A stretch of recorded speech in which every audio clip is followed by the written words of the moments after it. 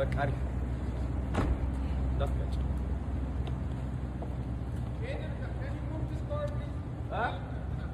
This car. I didn't know which car that belongs to.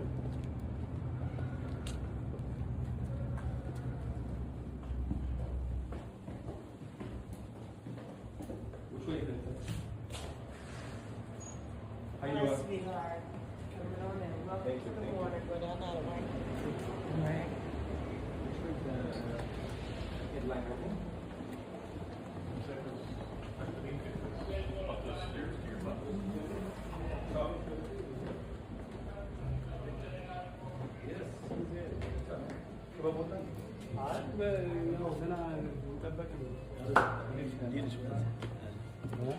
Wait. How you doing? Go with us. Go with. Wow! Abi, salam. Ndin. Kwandema. Kwan. Time ndi. Yes, Abba. Sima, ko ni nanta. Am different ማለት ነው አንተ ዘመናዊ እኔ በባህል ሰላም አምሮባህ እኔ አይዞ ማን አትስማ አንሰማ ይታባል Thank you you work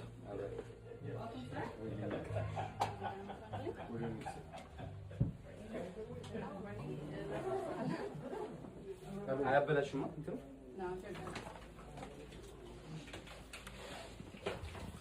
How you feeling? Feeling good. Looking good. Thank you. Always. Very fabulous.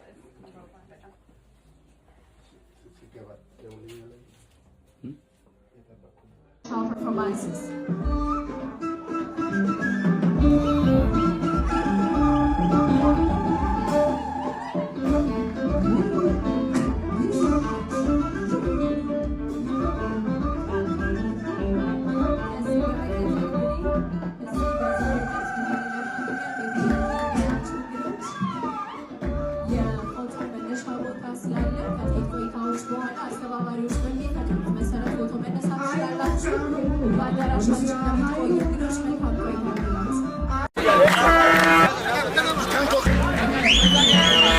Putting good pictures of myself.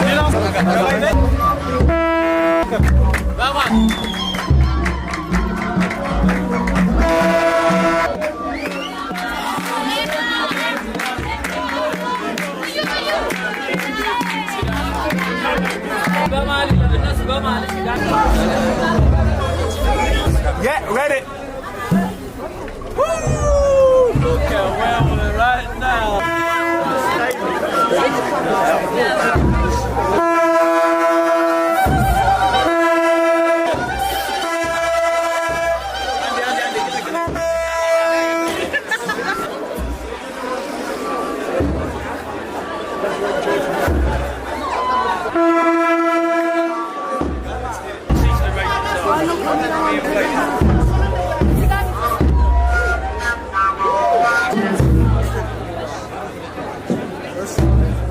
ለአዶናይ የክብር ሽልማት እንዲሁም ዕውቅና ሊሰጠው ይገባል። የመንግስት ባለስልጣናት ሊሰሩ የሚገባቸውን እሱ በቀላሉ አድርጎታል። ታዲያ ይህንንም ነገር የአዲስ አበባ ከተማ ከንቲባ ወይዘሮ አዳነች አቤቤ እንዲሁም የቱሪዝም ሚኒስቴር ያስብበታል ብለን እናስባለን። ይህ የግል ሐሳቤ ቢሆንም ብዙዎች ትጋሩኛላችሁ ብዬ አስባለሁ። ታዲያ አዶናይ ከቱሪዝም አንጻር በርካታ ስራዎችን ሰርቷል።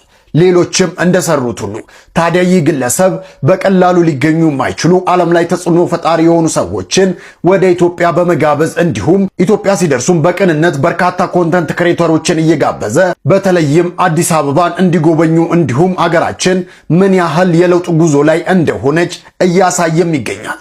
ታዲያ ይህ ሰው ክብር አይገባውም?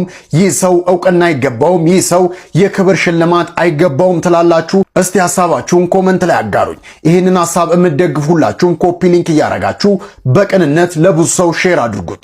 አንድ ተራ ቲክታከር መጣና ይሄ ሁሉ ወከባ ለምን አስፈልገ? ጭራሽ ኢቲቪ ላይ ፋና ላይ ፖስት ታደርጋላችሁ። ልክ በዓለም አቀፍ ደረጃ በጣም አንጋፋ የሆነ ጋዜጠኛ የመጣ ይመስል የሚል አይነት ኮሜንት ብዙ የተሰጠ ነውና ብዙ ሰዎች ይህን ነገር ላይክ እያደረጉ ነው። በዚህ ሐሳብ እየተስማሙ ማለት ነው። ይሄ ብልግና ነው ብለን እንውሰደው፣ ግን ፋክት ምንም ማድረግ አይቻልም። ለምሳሌ አይሾ ስፒድ ሲመጣ የተፈጠረውን ነገር ላስረዳችሁ። ይሄ ግራፍ ተመልከቱ፣ ይሄንን ግራፍ እና ይሄ ግራፍ የሚያሳየው አይሾ ስፒድ ከመምጣቱ በፊትና በኋላ ሰዎች ኢንተርኔት ላይ የተለያዩ ሶሻል ሚዲያዎች ላይ ኢትዮጵያ ብሎ ሰርች የማድረጋቸው ነገር ነው የሚያሳየው እና ኢትዮጵያ ውስጥ ያሉ የተለያዩ ቦታዎችን ሰርች ያደረጉበትን ቁጥር ነው የሚያሳየው። ስለዚህ አይሾ ስፒድ እስኪመጣ እንደዚህ ነበረ። ከዛ በኋላ አይሾ ስፒድ ኢትዮጵያ ውስጥ መጥቶ ስትሪም ካደረገ በኋላ በ24 ሰዓት ውስጥ የተፈጠረውን ነገር ተመልከቱ። ከዛ በኋላ ወደ ታች ወረደ። እሱ ከሄደ በኋላ ምናምን ግን ከመጀመሪያው አንጻር ከፍ ብሏል አሁን ማለት ነው። መንግስትም ታዲያ ወዶ አይደለም ማለት ነው እንደዚህ ቲክታከሮችን ምናምን ኢቲቪ ላይ ፋና ላይ ፖስት ማድረግ የጀመረው። ትክክል ነው። የሶሻል ሚዲያን ኢንፍሉዌንስ መካድ ትችላለህ፣ ግን ፋክቱን መቀየር አትችልም። ምንም ማድረግ አይቻልም። እኔ እንደውም ይሄ ዲላን ፔጅ የሚባለው ልጅ ላይ የሆነ ጊዜ ተናድጄ ኢትዮጵያ ውስጥ ያሉ ኢንፍሉዌንሰሮችን ሳይሆን እሱ ኢትዮጵያ ነው እንዳጠቃላይ የእሱ ብራንድ ኢኩቫለንት አድርጎ የሚቆጥረው ብዬ ተናድጄ ቪዲዮ ሰርቼበት ነበር። ግን አሁን ኢትዮጵያ መጥቶ በጣም ደስ የሚል ነገር እና ይሄ እንዲሳካ ያደረጉት ደግሞ ኢትዮጵያ ውስጥ ያሉት ኢንፍሉዌንሰሮች ናቸው። ያንን ደግሞ እውን ያደረገው አዶናይ ነው። ስለዚህ እኔ አትማሩ አልልም፣ እውቀት አይኑራችሁ አልልም፣ አትስሩ አልልም።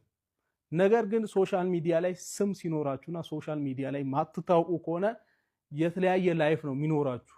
ይሄንን ወዳችሁ ያመጣችሁት ነገር ሳይሆን ይሄ ዓለም እየሄደ ያለበት አቅጣጫ እንደዚህ ስለሆነ ነው። ፋክቱን መቀየር አይቻልም። እኔ ይሄ ጥያቄ ማለት ነው ኢትዮጵያ ውስጥ ያሉ ቲክቶከሮች ለምንድን ነው ሼም የያዛችሁ? ለምንድን ነው ከአዶናይ ጋር ለመስራት እንዴትም በዛም በዚህም ብላችሁ ከአዶናይ ጋር ለመስራት ማትሞክሩት? ኢትዮጵያ ውስጥ ስንት ዓመት ሙሉ ይሄ ቲክቶክ ከመጣ ጀምሮ እስካሁን ቆይታችሁ እሱ ደረጃ ላይ መድረስ አልቻላችሁም።